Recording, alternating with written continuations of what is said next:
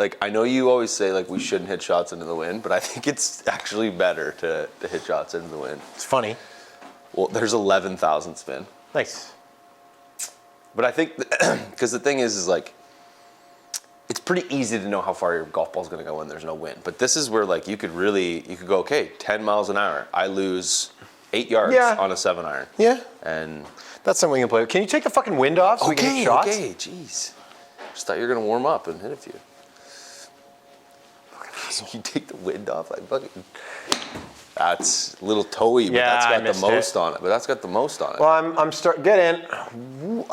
starting to learn how to do it. It's just, so I realized I was trying it at first. Dave and I were playing with it, and I was trying with one of the wedges that I like ripped apart. Yeah.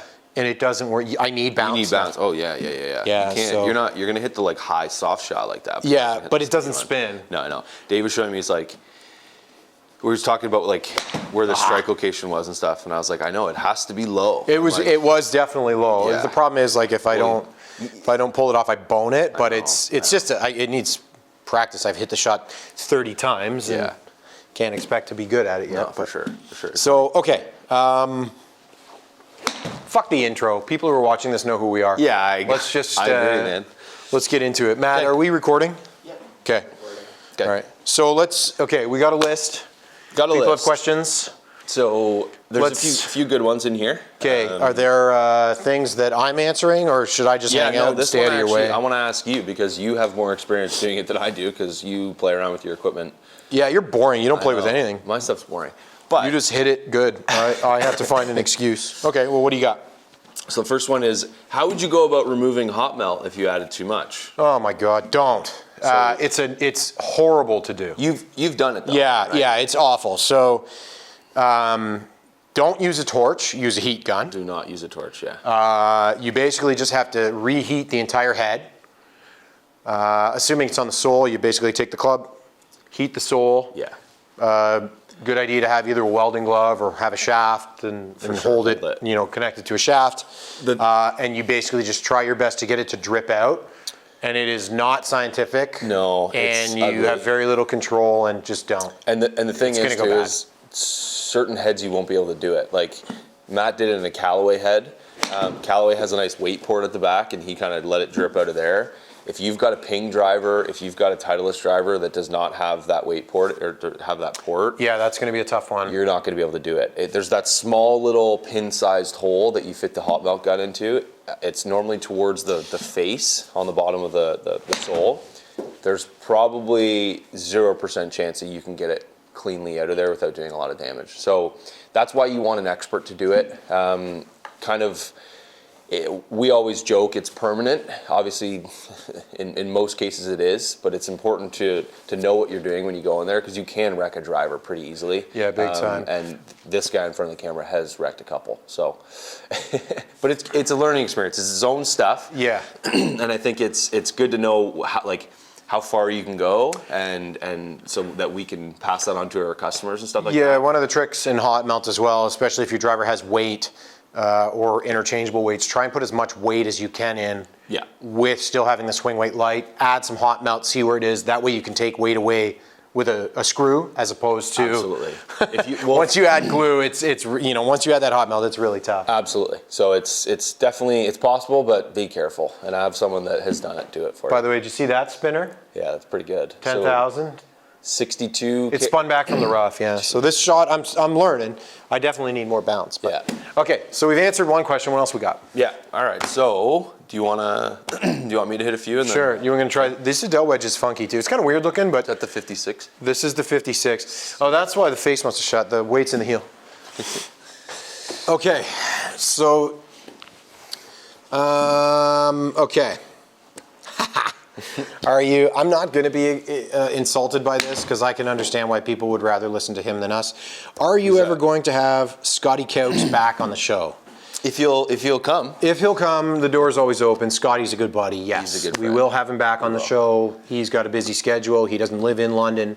No. But we know he's a genius. He's a genius. Yeah. Sometimes we have to, it's a lot of work trying to understand the language he speaks sometimes.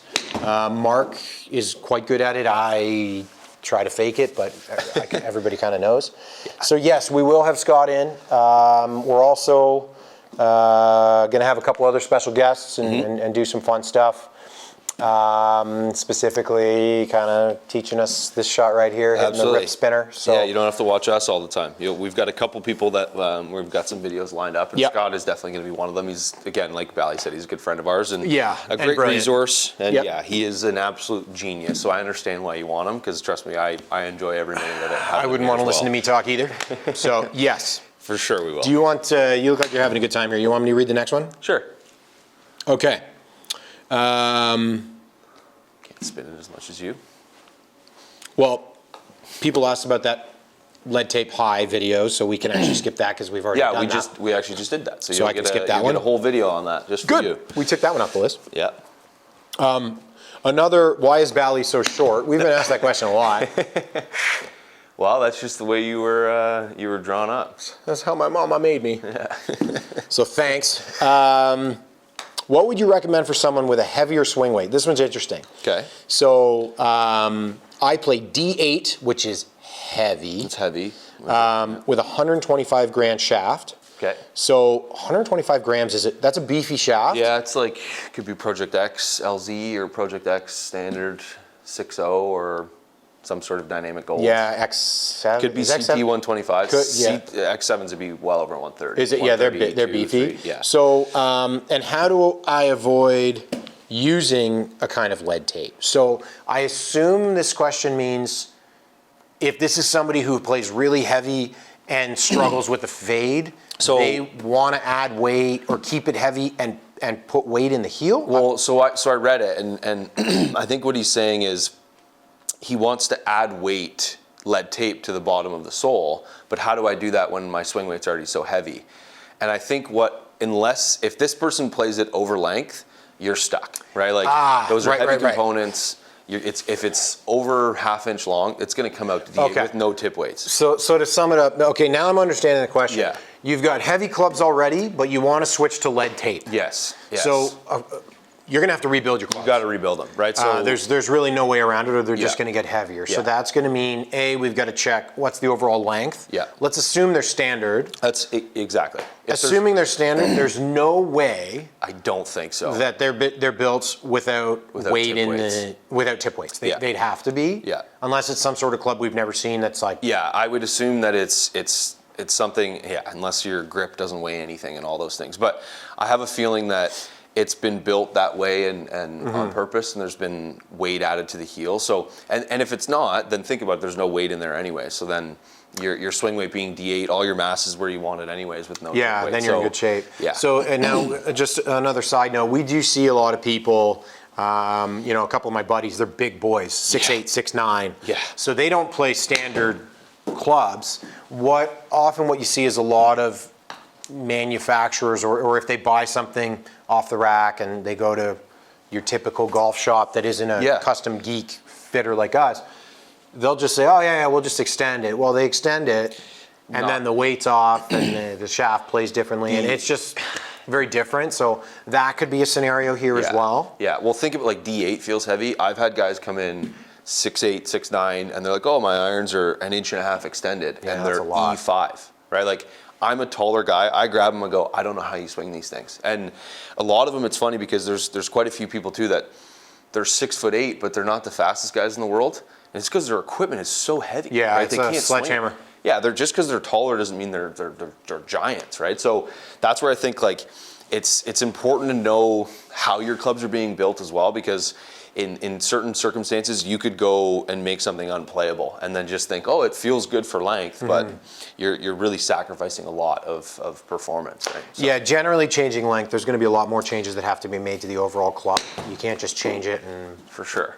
No, you got to be careful. You got to know what you're doing. You got to plan for that in the first in the first part. So. Okay, we've got a technical question. I like this one, and I think we got to break it down a bit. So, how do you improve, or a tip for improving deceleration? So. Okay, so this is talking about Scott's kind of D-Wiz device. Yeah. So here, I'm gonna grab a. I just want to try something else. Yeah. This is kind of fun looking. So, There is a jumbo grip on this thing. This is for somebody massive. I can't even get my hands on it. You go, speaking of big people. That's okay. This one here, I hit some good shots with this one before. I was trying to play that shot. So yeah. Okay, so the decel equals speed. Right? Yes, equals speed. So people need to understand that a decel can come from a lot of different spots. Yeah. When we're talking high handicappers, it's very different than low handicappers. Yeah, for sure. There's good decel and bad decel. For sure there Like is. Scott was talking about, where the hands do have to decel in order Yes. to release. Yes. So I think the distinction that needs to be made here is your hands are decelerating, and that's what allows the club to pass you, right, and to speed up. I think a lot of players or amateur golfers will totally slow down the actual club. What Scott's mentioning in that video is what he's measured is hand speed at a place in your golf swing, and let's just use 20 miles an hour as a starting point, right? That's a pretty good PGA Tour average. Well, the fastest guys will cut their hand speed in half by impact. How exactly to do that, and I think that's what you're getting at here, it's a great question. It's if we could just tell you, then we would all be really, really fast. Yes. But I think the thing is like, once you can kind of process what's happening, it becomes a lot easier to understand how to do it. And I think what I've realized is it's kind of like for me when I hit a fast flop shot, right? Where left hand feels like it kind of stops at impact and the club just takes off through it. There's some speed there without a huge amount of hand speed. And that's allowing the club to kind of slip past me and create that speed and hit that sort of shot. So it's a great question. It's hard. It's a hard one for us to answer. I think we'll have to talk to Scott about exactly what he would suggest that you would do. But I think understanding kind of what you're trying to create is the first part of it, and that's exactly so it. that's talking, from the DeWiz standpoint and what Scott was talking about. Yeah. A lot of people, I'm a little guy and I can move it far enough. I've got enough speed when my body's moving. Well, and a lot of people say, what's like speed tricks? Everybody's asking about speed tricks, and so deceleration is a big one because for years so many people have been taught to keep your head down and bring the club back to impact or bring the club back to address. They say, here's what I'm going to do. My club's going to be, my head's going to be down, and I'm going to take it up, and then I'm going to try and bring it right back. Yeah. Good luck. Good luck. Not a chance. Yeah. So when we're talking about acceleration, this is just something where you can keep turning your body. You should keep turning your body, whether you're a good player, bad player, or anything in between. And hit one more. Let me show you something. So this is the best way. So hit a good one or a bad one? Hit whatever you want. Yeah. Ideally a good one. The visual for me, that's got some spin on it. Yeah, that carried a bit too far. But I don't know how you swing it like that hard and only hit it that short though. It's impressive. Well, that was a little open, but I'm working on that spinner. Let me show you something. So this helped me understand that question. I think if you think about, so if I move my hands through impact like this, right, and I create tons of speed, right, with my hand speed, there's going to be no speed in the club, right? Because there's nothing compounding. It's just how fast my hands move is how fast the club's going to move, right? But if I move my hands here and then stop, right, there's a huge acceleration of that club. And I think, obviously, you don't want to have it kind of flip and take you over and then you hit it wild. But that's where practicing it with a wedge for me has allowed me to kind of unlock something. And I think since doing that video with Scott, I'm probably 2 or 3 miles an hour faster, which I don't think I was extremely inefficient before, but I've just gained a little bit of efficiency. And for me, it doesn't feel like any more effort. And I think I'm hitting my irons further than I've ever hit them in my life, with the weakest lofts I've ever played. So it's a very interesting concept, and I think having Scott in here and showing us and kind of explaining it to us a little bit more in depth has really helped me kind of understand it. So this is kind of what I would feel, right, is let that club kind of get past you a little bit. I thinned that one, but that should be pretty good. But there's no effort there with this. I'm still moving my body, obviously, and trying to keep things fluid, but I'm allowing that club to pass me and allowing my hands to kind of decelerate here so that I can create that speed, right? And again, on a wedge, I'm not trying to hit it 400 yards, but it's definitely something that it's easier to feel with a wedge, I think, than hitting a 6-iron. And this is why I kind of practice that feel with something short that can't go too wrong, right? So But yeah, great question. Okay. Appreciate it. This is one, I get asked this a lot. Yeah. There's a lot of talk about, using the ground. Okay. A lot of people don't understand what that means. Ooh. Clang, that was awesome. Hit the pin. So using the ground, and Scotty's been working with me, you've been working with me on understanding how to efficiently use the ground and create speed. For sure. Every good player uses the ground. Yeah. Talk about just some basic feels. So show somebody not using ground. Why don't you grab something, let's set it up. Yeah, something a little long. Grab an 8 iron or something like that. Okay. And we'll set up a target. So 175? Yeah, that's fine. Yeah. Or is that? No, that's fine. That's Should okay. roll out a little bit. So kind of what I've understood, and I think you can learn a lot from the long drive guys too, and how they prime and how they kind of create that speed. And you see a lot of them moving up. Well, when you move up and then you kind of push back down, that's when you start to feel the pressure into the ground, right? Everybody knows kind of how that feels on a really good one, and it's hard to recreate it. But I think if you can create that kind of upwards motion, and then if you can push down into the ground, I could feel my right foot wanting to spin out, but obviously I've got some grip on the ground, it's not going to do that. That's where that pressure is going to come from. That's where I can take that and I can push it through, right? If you take a guy that does Taekwondo, right? Those guys are very smooth, but they're pressing hard and they're using the ground in that sense. You look like right? you'd be very good at Taekwondo. I'm super good at Taekwondo. You should see me, yeah. Yeah. If you want to go do karate in the garden. Yeah, absolutely. Okay. But I think that's where, for me, what really helps me is feeling a bit of a vertical shift upwards. And I've talked to Scott a little bit about Without standing up, you got to rotate your body. Right? Absolutely, and you can see like this is kind of the motion that I feel, and I can feel the pressure in my right knee. I can feel that my foot wants to do this, right? And as soon as I do that, all the tension's gone, right? So I know that I've created a bit of tension, and now I can use that to kind of rebound back into the golf ball, right? So, and again, So it starts by loading your back foot, even though your weight's still going to remain forward, right? Yes. You're not trying to slide onto it. Absolutely, absolutely. Yeah, So, okay. all right. So when you're turning, this is how it makes sense in my weak brain. Yeah, When you're turning, you feel like you're anchoring your back foot into the ground. that's exactly Which is forcing your weight left Yes. for a right-hander. So your back foot wants to turn out. You're pushing back to make sure you're not sliding way off the ball and swaying all over the place. Exactly. That's what creates the torque, and then you can press off of that and create speed. speed. Absolutely. And I think, like, obviously people ask me all the time, is like, how do I create speed? Well, it's a combination of all those things. Yeah. You got to do the gym, you got to do yoga or stretching, some sort of flexibility training.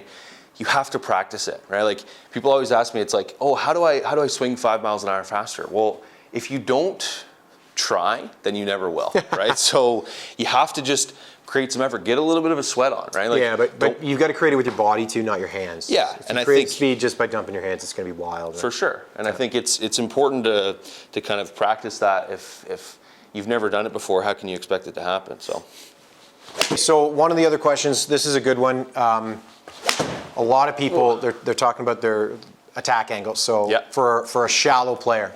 So a shallow attack angle is somebody who doesn't make a very big divot or no divot at all. Yeah. Generally, your miss is going to be hitting the ball thin. So if we're talking about irons specifically, shallow attack angle. So Yeah. let me, here, give me that thing. I recognize this club. So I used to have this problem big time. So I can identify with this being far too shallow. Here's the problem.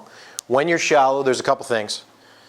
When you're shallow, you can't rip the ball out of a bad lie as well. Yep. So being shallow is okay on perfect line in the fairway or on our nice little artificial turf here. There's nothing to get in the way, so I can just sweep it, catch it on the second groove, and the ball will go. Well, as soon as you get on a golf course and you're shallow, you're going to introduce a lot of potential issues. Mm-hmm. Well, what happens if I've got a little bit of grass behind the ball? As soon as you get way too shallow into the ball, coming through here, all this grass is trapped there, bang, comes out like a muffin. Yeah. Ball goes nowhere. Yeah. So I've worked really hard on swinging steeper or steepening my attack angle because it helps compress the ball, which makes the ball go further.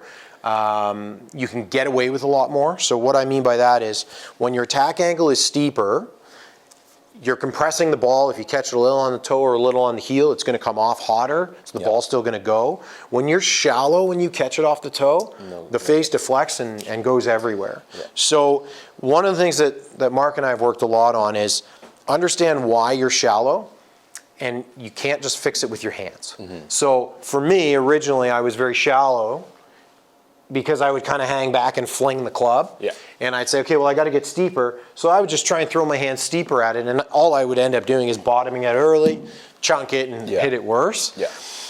Generally, being too shallow comes from weight, from ball position, and from your move. So it's a dynamic thing where I get very shallow if I get stuck back. Yeah. So we see a lot of reverse pivoters that turn, weight gets stuck here, and then as they turn, they're bottoming out early, so they get very shallow. Yeah. A tip is you've got to understand what you do. For me, a big thing is make sure that in my backswing when I'm turning, front foot's heavy. I'm loaded and torqued like we were talking about on the back foot, and I'm driving my weight forward. If you're driving your weight forward, it's going to allow the low point to move forward. Yeah. You can make impact. Yeah. That's one of the biggest things for me. Yeah. So for this gentleman who's saying, like, I can't play blades, right? Because obviously he's an 11 excuse me. You all right there, bud? Yeah. Have a coffee. Yeah, an 11 index that is probably not as comfortable as you would be with a set of blades, or I would be. Yeah. What's the fix for him if he's not going to change his lie angle? Like, is there something out there that allows him to get a little better performance? Yes, and I would say that's where you could look at your split cavity sets, right? Like, you look at an iron that's a little bit more forgiving, that doesn't have a ton of bounce. But the emphasis of your question is, yes, you should work on your low point, because you're going to buy a set of irons that's going to help it, but you're still going to do it, right? You're still going to have those misses. There's, like, even for me, with my blades that don't have very much bounce, if I get too shallow, I don't get good results. So I would rather you put the emphasis on yourself and say, hey, you know what? I'm going to work on this. All those things that Bally said is great. I think if you're looking for, like, kind of a simple drill too, is weight forwards, kind of like Bally just did it. But the other one is this, which I do with a lot of customers and a lot of people. Do I need to put a glove on for this? No, you're okay. You're okay. So again, right, piece of paper towel down on the surface. You can use a towel at the range. You can use whatever you're comfortable with. It just gives you a visual to avoid it, right? So if you do it poorly, you're going to hit that towel. If you do it successfully, you're going to move your low point forwards. You're going to shift down, and cheating you're here. Is that good? That's good enough spacing? Yeah, give yourself, like, start at 6 inches, right? Like, okay, so this is about 4 inches? Yeah, so this is kind of expert level here. Ooh, expert level. Yeah. Good, right? So you can see that little paper towel just brush a little bit with the wind, but you can see how he avoided that, and he actually got a pretty darn good result. So I think that's one of the most successful tips that I've given people, that is very simple to set up. Yep. You don't have to bring out a pool noodle or anything to the range. You can just grab your towel. Because everybody looks cool with a pool noodle at the range. Yeah. No one's going to notice, right? Throw it down, give yourself a visual. You wouldn't believe how much it helps. Big time. Yeah, knowing that there's something there to avoid. Yeah. You can then be reactive and be athletic. Yeah. Don't think about it as too much of a position thing. Just try and recreate the drill, and do it with all your clubs. Start with a wedge, move up to a 4-iron, right? And you can be a little shallower on a 4-iron and get away with it, but it's a good visual. So work on that and you'll be all right. Yeah, hopefully that answers some of your questions. We appreciate it. Obviously, hopefully we answered kind of the majority of them. Always bring in more though, right? We're more than happy to do these once or twice a week. Yep. So if you have any questions, you can either put a comment on our YouTube channel, or you can send us an email at questions@smashfactory.ca.